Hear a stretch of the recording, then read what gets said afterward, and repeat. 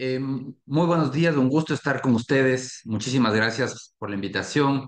Eh, este día vamos a revisar los escenarios económicos. Va a ser una revisión eh, bastante concisa, bastante ejecutiva. Son 30 minutos de presentación sobre los temas más relevantes del escenario económico. Igual, como decía Diego, les invitamos a participar en el taller presencial que realizaremos la próxima semana en donde ya se profundizará en todos los temas. Pero ahora vamos a hacer una revisión muy concisa de los temas más relevantes. Entonces, ¿qué vamos a hablar? Los cambios más relevantes por el lado de finanzas públicas, como la situación del comercio exterior, cambios en el entorno monetario y financiero, cambios en competitividad, precios, inflación, salarios de empleo y finalmente las previsiones económicas. En materia de las finanzas públicas, empecemos revisando lo que se ha hecho. Bueno, ustedes saben el contexto es que el Ecuador durante la bonanza petrolera empezó en 2007. Esta es una bonanza que no depende, no estuvo en las manos de Ecuador, simplemente fue una bonanza de los precios de los commodities y permitió al Ecuador tener unas rentas extraordinarias. Y esta bonanza duró de 2007 a 2014. Durante esa época se expandió aceleradamente el gasto y la inversión pública de la mano de estos crecientes petrodólares. 2014 caen los precios del petróleo, se acaba la bonanza de los commodities y el país se encuentra con un estado sobredimensionado que ya no puede sostener. Y desde entonces la variable de ajuste fue la inversión pública, reducir aceleradamente la inversión pública y además un agresivo endeudamiento. Claro, nadie puede, ni los estados pueden vivir indefinidamente endeudándose y esa política es insostenible. Y eso es lo que hemos visto. 2019 ya no se podía continuar con esa estrategia y se buscó apoyo del Fondo Monetario. El primer programa con el Fondo Monetario terminó en 2022. Para 2022 las cuentas fiscales parecía que se habían saneado, el déficit había desaparecido, pero para 2023 se abre nuevamente la brecha de manera radical. ¿Qué pasó? 2023, bueno, en el 22 primero, mucho de este supuesto puesta en orden de las cuentas fiscales se debió a que los precios del petróleo volvieron a subir debido a la invasión de Rusia a Ucrania. Los precios se dispararon y le dieron un respiro a las finanzas públicas ecuatorianas. Pero para 2023 los precios vuelven a la normalidad y la brecha fiscal se abre nuevamente.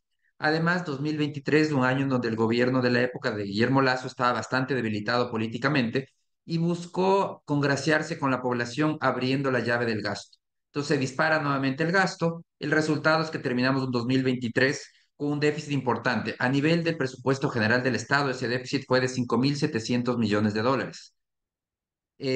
Para 2024, el gobierno de Noboa entra con un programa del Fondo Monetario y entra adoptando medidas fuertes correctivas que se ven reflejadas en esta ejecución del presupuesto del año pasado. El año pasado los ingresos tributarios subieron significativamente. 2.200 millones de dólares de incremento en ingresos tributarios, un incremento de 15%. Al mismo tiempo, los ingresos petroleros subieron, pero prácticamente de una manera marginal. 115 millones de dólares, un incremento muy pequeño. Y realmente ese incremento se debió sobre todo a mejores precios, porque la producción en sí, la producción petrolera ha venido cayendo. Está en una caída libre desde hace una década ya. En cambio, bueno, los ingresos tributarios suben fuertemente por las reformas tributarias, tres reformas de materia tributarias adoptadas el año pasado. Por el lado del gasto, en cambio, el gasto corriente sigue subiendo, sube en 400 millones, 1,9%, mientras que la inversión cae ligeramente en 80 millones. Este fuerte incremento de ingresos tributarios, sumado a un crecimiento un poco más lento por el lado del gasto, permitió que el déficit se reduzca significativamente. Entonces el déficit cae de 5.700 millones, pasa a 3.000 millones, pero todavía sigue siendo un déficit considerable. El trabajo todavía no se ha terminado de poner en orden las cuentas fiscales, ya llevamos una década de ajuste y todavía no logramos corregir los desequilibrios generados en la bonanza petrolera. Entonces, en el nuevo acuerdo del Fondo Monetario se establece una hoja de ruta, que es la que tenemos aquí. Lo que se plantea es una consolidación fiscal de 5,5 puntos porcentuales del PIB. ¿Qué significa consolidación fiscal? Consolidación fiscal significa incrementar ingresos o reducir gastos. Y las características de este acuerdo son, por un lado, el grueso del ajuste va a venir por el lado de los ingresos. de 5,5 puntos porcentuales de consolidación en todo este periodo, en 4 años. Primero, 5,5 puntos porcentuales, estamos hablando que es alrededor de 6 mil millones de dólares. Es de ese ajuste, el grueso, 3,7 puntos porcentuales, tiene que venir de nuevos ingresos, mientras que 1,8 tiene que venir por el lado del gasto. Entonces, un ajuste concentrado en los ingresos. Otra característica del ajuste es que el grueso del trabajo se realizó en 2024. De 5,5, 2,2 ya se hizo en 2024. Fue el año más fuerte del ajuste. En adelante, vamos a tener un 2025 con un ajuste algo bastante menor, 0,6% del PIB. Para 2026 se eleva nuevamente la necesidad de ajuste a 1,4%, pero para el 27 y 28 vuelve a reducirse alrededor de 0,6, 0,7 cada año. La meta para este año es que el déficit fiscal a nivel de sector público no financiero se reduzca a 1.500 millones, o un equivalente de 1,2% del PIB. Aquí, bueno, aquí solo una aclaración metodológica. La tabla que les presenté hace un momento, la lámina anterior, hablaba del presupuesto general del Estado. Esa es una visión más estrecha del Estado. Este momento estamos hablando del sector público no financiero. El sector público no financiero incluye la seguridad social, incluye las empresas públicas. Esta es la visión más amplia del Estado.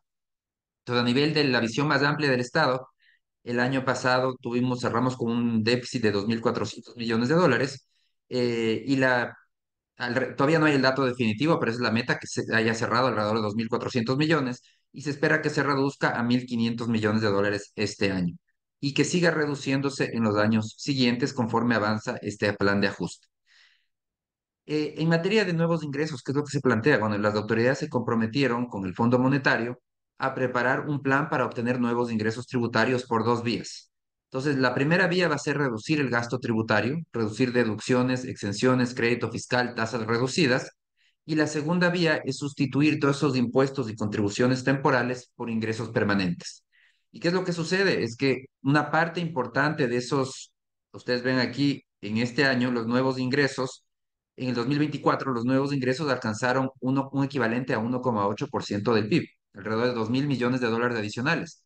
Pero de ese 1,8, 1,2 son ingresos temporales. Son ingresos temporales, como fue la amnistía que ya se aprobó el año pasado, ya no aplica para este año. La autorretención a los grandes contribuyentes da flujo el primer año, pero no da flujo los siguientes años. O sea, al fisco le elevó el año pasado la liquidez, pero ya no implica una elevación de liquidez para los siguientes años. Las contribuciones de la banca y a las cooperativas es por un solo año. Las utilidades que tuvieron que pagar el año pasado. Las contribuciones de las empresas es por 2 años, el año pasado y este. Eso desaparece este año. Entonces, el grueso de las reformas tributarias son temporales, y entonces ahora lo que tiene que hacer el fisco es sustituirlas por reformas permanentes y además incrementar algo más la recaudación. Y como digo, son dos vías, ¿no? La vía, o la una, reducción de gasto tributario, es decir, va a haber una reforma tributaria que probablemente se discute este año, en donde se va a reducir deducciones, exenciones, crédito fiscal, etcétera. Y la otra vía es sustituir ingresos temporales por permanentes. ¿Cuándo se realizarían estas reformas tributarias? Bueno, primero, la meta total son 1.500 millones de dólares que hay que recaudar adicionales, o sea, para sustituir esos ingresos que son temporales y que vencen, tienen que sustituirse por estas nuevas recaudaciones. Y las reformas tributarias, que equivalen a 1,2% del PIB, tienen que realizarse en 2025 para recaudar un 0,4% del PIB, en 2026 un 0,6%, 2027 0,1% y 2028 0,1%. En otras palabras, este año habrá algo de elevación de ingresos. De hecho, ya ha habido algunas medidas que voy a explicar. Pero para el próximo año se espera una reforma un poco mayor. Se necesita elevar las recaudaciones en alrededor de 800 millones de dólares para el próximo año. ¿Qué cosas ya se han hecho para este año? Por ejemplo, en este año se empezó a pagar ISD sobre las maquinarias, y en abril se va a empezar a pagar ISD sobre los bienes sobre las materias primas. Eso se estima que podría recaudar, no hay estimado oficial, este es un estimado de una cámara de la producción, pero se estima que podría recaudar alrededor de 300 millones de dólares. Con eso ya se logra una buena parte de esta meta.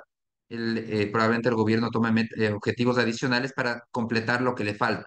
Pero más que bien, para este año adoptarían medidas más bien administrativas, como fue la de cobrar ISD, aprovechar que el ISD dejó de ser un crédito tributario y mantenerlo como un impuesto.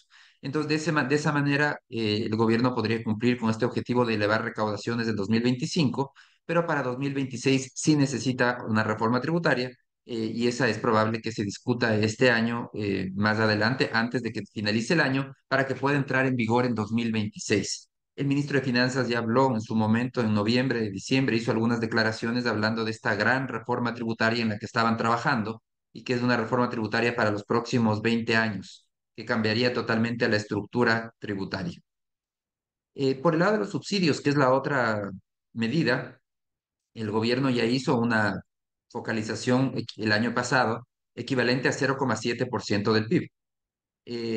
Lo podemos ver también aquí en la hoja de ruta. Esto cuando dice otros, estos son subsidios, 0,7%, pero ustedes ven aquí también cómo la meta es para 2026 hacer una nueva focalización de subsidios que equivalga a 0,8% del PIB. Entonces, en 2024 se focalizó en las gasolinas, ya a este momento prácticamente no existe subsidio en las gasolinas.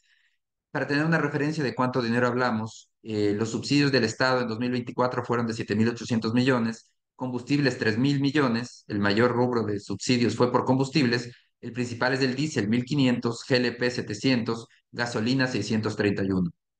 Entonces las gasolinas ya desaparecen para este año, pero es probable que para 2026, cuando se tenga que adoptar esta nueva medida, se tome una medida relacionada con el diésel. Esto no dice el acuerdo con el Fondo Monetario, el acuerdo dice hay que tomar medidas adicionales en 2026. Yo interpreto que podría ser el diésel porque es el rubro más grande, 0,8% del PIB equivale a 900 a 1.000 millones. Entonces, el diésel podría ser una medida que se podría adoptar porque el gobierno podría hacer transferencias a los grupos de transportistas organizados, darles una cantidad de dinero mes a mes, $200, $300, lo que sea, que le cueste probablemente 400 millones o le cueste 500 millones, pero todavía podría generar un ahorro de 1.000 millones. Entonces, un ahorro neto de alrededor de 1.000 millones, que es su meta. Em, por el lado del gasto, no se contempla una reducción de gasto público, aunque ustedes, yo les decía, hay medidas que van a venir por el lado del gasto y hay una meta de consolidación por el lado del gasto, pero el objetivo no es una reducción del gasto en términos nominales, en dólares. En dólares no va a caer el gasto. Lo que se está planteando es que el gasto crezca más lentamente que lo que crece la economía. Y como la evaluación se hace en función del tamaño de la economía, si el gasto crece más lento de la economía, en términos relativos, pesa menos en la economía cada día. Entonces es lo que se plantea, que un crecimiento del gasto, contener el crecimiento del gasto, va a seguir creciendo, se planifique, se proyecta que siga creciendo el gasto público, pero que crezca algo más lento que lo que crece la economía y de esa manera su peso en el PIB se vaya reduciendo lentamente. Eh, un tema central dentro de este acuerdo con el Fondo Monetario es que el país tiene que volver al mercado de capitales y se establece que para este año hay que volver al mercado de capitales para colocar 1.500 millones de dólares, que a partir del próximo año hay que colocar 2.000 millones todos los años para poder cerrar la brecha de financiamiento. Porque ¿qué es lo que hace el acuerdo? El acuerdo dice, nos da un financiamiento muy fuerte por parte de multilaterales y del FMI en 2024. Y el financiamiento comienza a reducirse, se reduce significativamente este año, aunque todavía hay un financiamiento externo neto, y comienza a reducirse en los años, y sigue reduciéndose en los años siguientes, hasta que en 2028 ya no existe ese financiamiento externo neto. Entonces, es lo que busca al final el programa es que vaya gradualmente, el país vaya caminando solo, que ya no dependa de este fuertísimo financiamiento de multilaterales, sino que comience a buscar financiamiento por su cuenta, y ya no dependiendo de los multilaterales. Por eso es que este año se plantea que es el primer año que hay que colocar 1.500 millones de dólares y para eso el riesgo país tiene que descender todavía significativamente. Y lo estaba haciendo. Llegamos a un riesgo país de casi 900 puntos, muy cerca de poder ya regresar al mercado de capitales. Un riesgo país por debajo de 800 puntos, tal vez 700, y es viable una colocación. Costosa, sí, pero ya es viable la colocación. Eh, pero lamentablemente los resultados electorales provocaron un fuerte revés. Después de haber llegado ya a 900 puntos, el resultado electoral disparó el riesgo país en más de 200 puntos y lo colocó en un nivel nuevamente, un nivel insostenible como para colocar bonos. Claro, ¿y qué está detrás de esta preocupación de los mercados? Es la política que podría aplicarse en el caso de un triunfo del candidato del correísmo, de Luisa González, porque el correísmo ya tiene una historia con el mercado de capitales y con el financiamiento.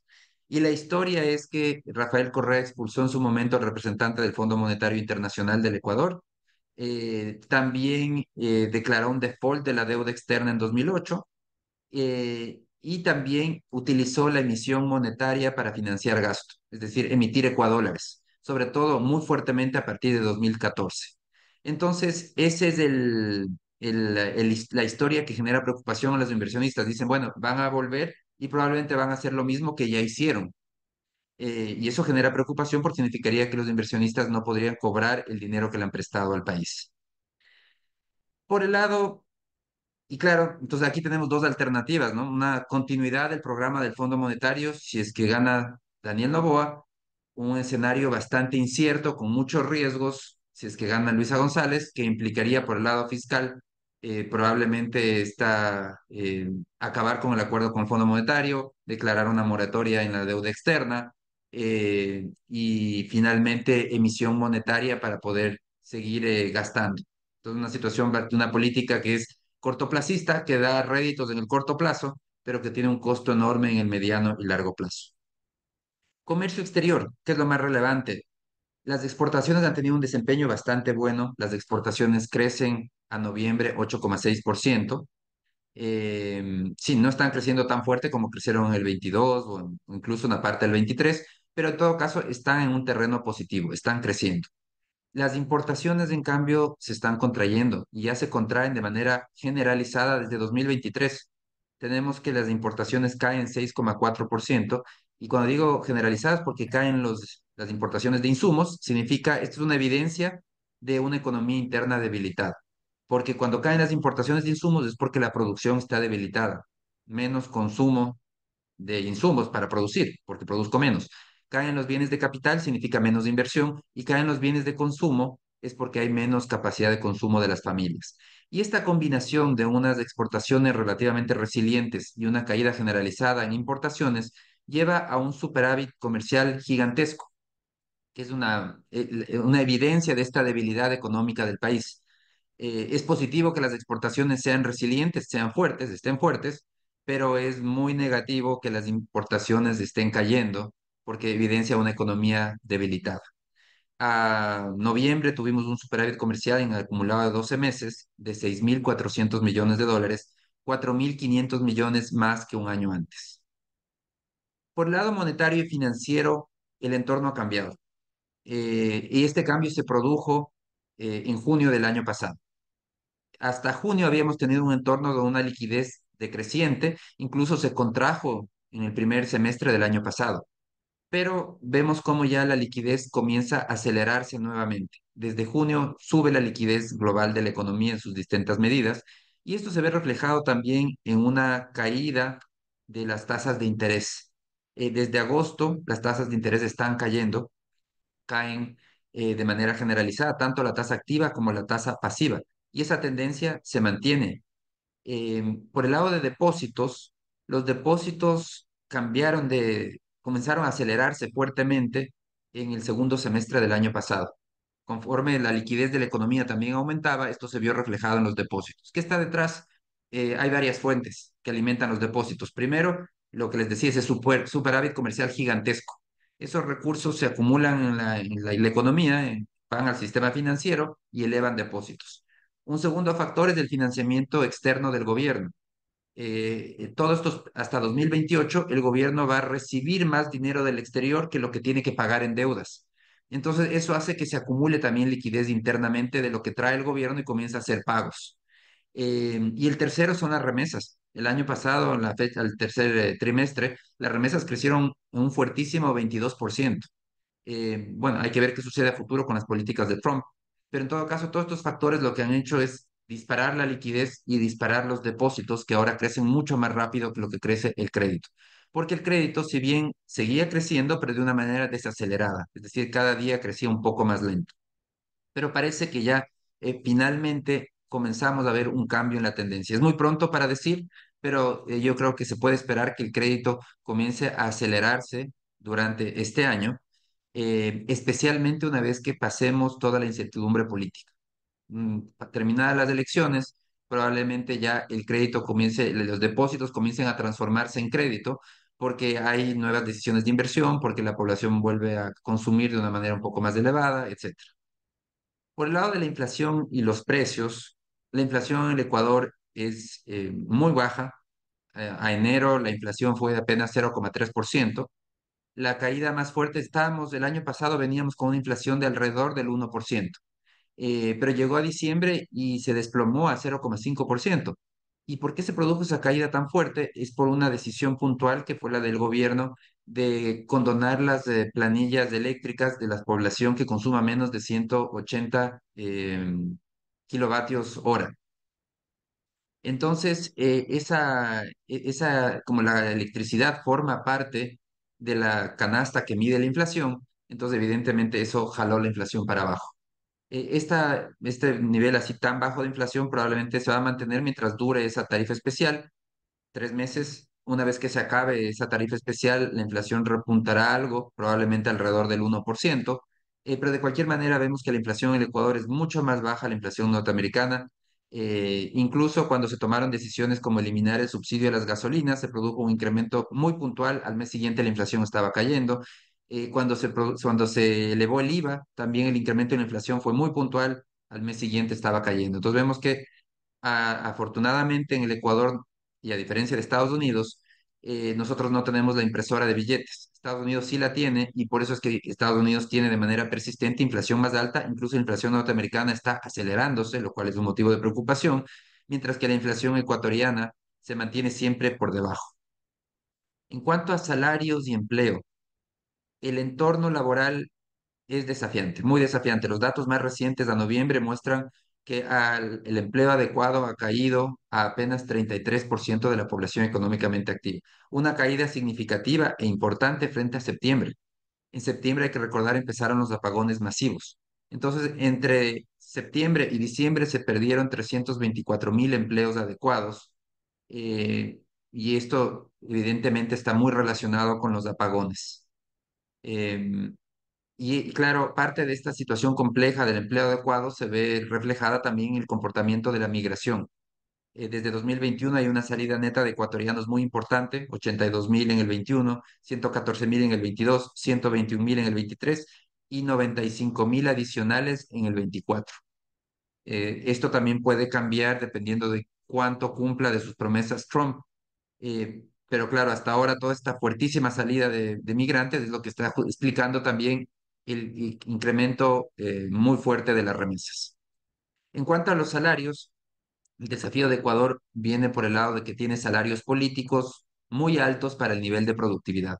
Aquí está ordenado los países en 4 cuadrantes y Ecuador está en el cuadrante más complicado.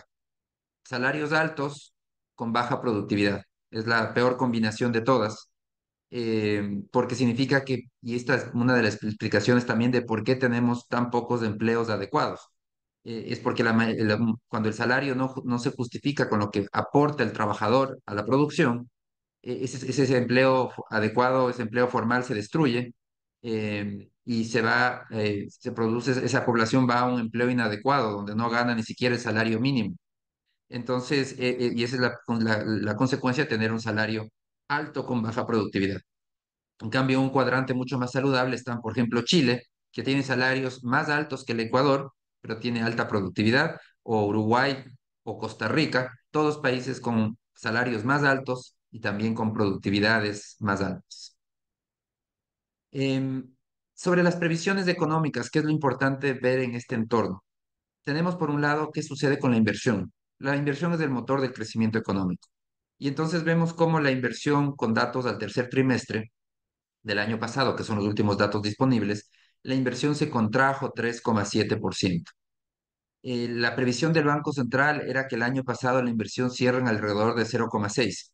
Yo no creo que se vaya a cumplir esa previsión. La inversión muy probablemente cierre el año con una contracción, porque hay que recordar que además el último trimestre fue precisamente el trimestre de los apagones. Y la previsión para este año del Banco Central es que la inversión crezca 0,7%. Nuevamente estamos hablando de niveles muy bajos de inversión. La inversión al día de hoy es muchísimo más baja de lo que era hace algunos años, sobre todo en la época de la bonanza petrolera. Evidentemente, ahí estábamos inundados de petrodólares y la inversión pública subió aceleradamente. Ahora estamos en una etapa en donde la inversión pública se ha reducido, ya desde 2014 empezó a reducirse y la inversión privada no ha logrado despuntar. Y eso se ve reflejado en este lento crecimiento económico. La previsión del Banco Central dice, bueno, va a recuperarse en algo la inversión en el 2025, sobre todo por el avance de proyectos mineros industriales. Es donde más expectativa de crecimiento hay en este momento, es en la minería. Hay minas industriales en camino, en construcción, que van a empezar construcción este año y que implican inversiones millonarias. Por el lado del consumo de los hogares, en cambio, que se había contraído el segundo trimestre del año, el tercer trimestre se recuperó ligeramente, crece 0,3%. La previsión del Banco Central es que haya cerrado el año pasado en 0,2, pero que se recupere este año en 1,3. Entonces, se proyecta una recuperación del consumo de los hogares. El Banco Central justifica esta recuperación en tres factores. Por un lado, dice las rentas mineras, y bueno, esas rentas mineras también pueden incrementarse por los elevadísimos precios del oro, que nos va a beneficiar también. El año pasado el producto estrella fue el cacao porque los precios fueron a las nubes. Este año, en cambio, toda la incertidumbre generada por Trump está presionando al alza los precios del oro. Hay gobiernos como el de Rusia y el de China que frente a esta pugna geopolítica con Estados Unidos buscan comprar cada vez más oro para garantizar su comercio y no tener que depender de los dólares. Entonces vemos que el precio del oro ha subido significativamente y eso va a implicar también unas rentas adicionales. El Banco Central dice las rentas mineras van a justificar mayor consumo en los hogares, las remesas, siempre y cuando las medidas de Trump no sean demasiado fuertes, y la baja inflación. Eh, la previsión entonces para este año, después de que al tercer trimestre la economía se contrajo 1,5%, la previsión es de las previsiones más recientes, por ejemplo, de Barclays Bank, estima que el año pasado la economía se habría contraído 1,4%. El Banco Mundial cree que podría ser 0,7%. El FMI hizo una previsión algo previa del 0,4%. Todavía el Banco Central tiene una previsión antigua, antes de los apagones, y creía que la economía podía crecer el año pasado. Ahora ya es imposible que haya crecido el año pasado porque al tercer trimestre había una contracción de 1,5 y el cuarto trimestre fue precisamente el más fuerte en apagones. Entonces, lo más seguro es que haya una contracción en la economía. Todavía no hay la cifra definitiva de cuánto va a ser esa contracción. Lo que existe un consenso es que para el 2025 es un año de recuperación. Cuando digo recuperación no estoy hablando de bonanza, ¿no? Para poner las cosas en perspectiva, el estimado del Banco Central es un crecimiento de 1,5% en 2025. Para poner las cosas en perspectiva, les digo, si es que si creciéramos 1,5% de manera indefinida, nos tomaría 102 años de alcanzar el PIB per cápita que tiene Chile al día de hoy. Entonces, eso nos dice claramente que un crecimiento de 1,5% es realmente un crecimiento muy bajo.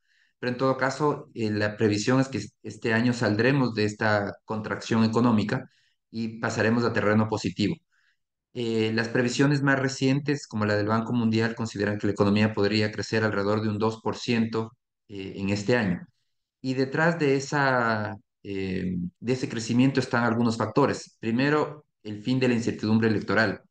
El que se acaben las elecciones pasa a un clima político más estable, pasaríamos a tener un gobierno por 4 años, después de haber tenido la muerte cruzada, etcétera, todos esos factores que generan mucha incertidumbre, pasaremos ya a tener nuevamente un gobierno teóricamente por 4 años. Claro, fin de incertidumbre electoral también, o de reducción de la incertidumbre, también dependerá de las políticas que se apliquen. Si empieza a aplicarse una política cortoplacista o irresponsable, evidentemente que no va a dar certidumbres.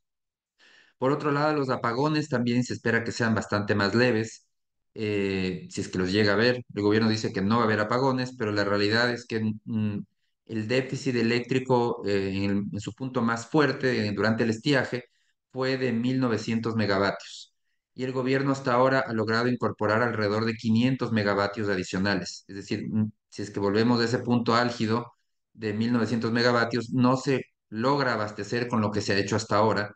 El tema eléctrico requiere de cambios mucho más de fondo, cambios estructurales que ni siquiera se han discutido. Por ejemplo, la creación de un mercado eléctrico mayorista, la liberación de precios en el mercado mayorista para que sean precios fijados por oferta y por la demanda. Nada de eso se ha hecho. En el Ecuador existe un modelo estatista eléctrico similar al modelo venezolano, al modelo cubano, que no permite de manera decisiva la inversión privada. La inversión privada es solamente una excepción a la regla del monopolio estatal. Entonces eso no hace que sea atractivo para invertir. Para dar un ejemplo, hace pocas semanas una empresa italiana anunció que invertiría en generación de 2.000 megavatios en Colombia. 2.000 megavatios. Si hubiese querido hacerlo en Ecuador, no hubiese podido hacerlo porque es prohibido. La ley dice que el sector privado, por más que preferimos tener 14 horas de apagones, pero el sector privado le prohibimos invertir más de 100 megavatios. No está permitido. Entonces, esos son los cambios de fondo que todavía no se han hecho, pero de cualquier manera, ha habido contratación de barcazas, mantenimiento de termoeléctricas. Entonces, incluso si llegamos a tener unos apagones, que es probable, yo creo que es alta la probabilidad de que tengamos apagones nuevamente, podría ser en marzo, abril, o si no, en octubre, noviembre, eh, y esto por varios años podría ser, pero podría ser menos fuertes de los que han sido, porque sí ha habido alguna incorporación. Lo que hay que recordar también es que cada año la demanda eléctrica sube en 400 megavatios. Entonces, este es un camino en donde la meta se está moviendo también. Entonces, avanzamos, pero la meta se mueve un poco más lejos cada año. Entonces, el desafío eléctrico está abierto totalmente. Hay un viento de cola por el lado financiero. Cuando esto me refiero es que por el lado financiero va a haber un impulso también a la recuperación económica este año. Se ha acumulado esa liquidez en el sistema, hay un incremento significativo de depósitos y hay un potencial de transformar esos depósitos en mayor crédito y dinamizar la economía. Pero para eso se requiere que la demanda crediticia se recupere, porque eso es lo que está frenando este momento que se transforme en crédito, es que hay una demanda deprimida. En conclusión, hay condiciones más favorables para el crecimiento económico y la recuperación económica en 2025. Les agradezco muchísimo por su atención y les invito a abrir el espacio de preguntas y respuestas para poder profundizar en los temas que más les interesen. Gracias, mi querido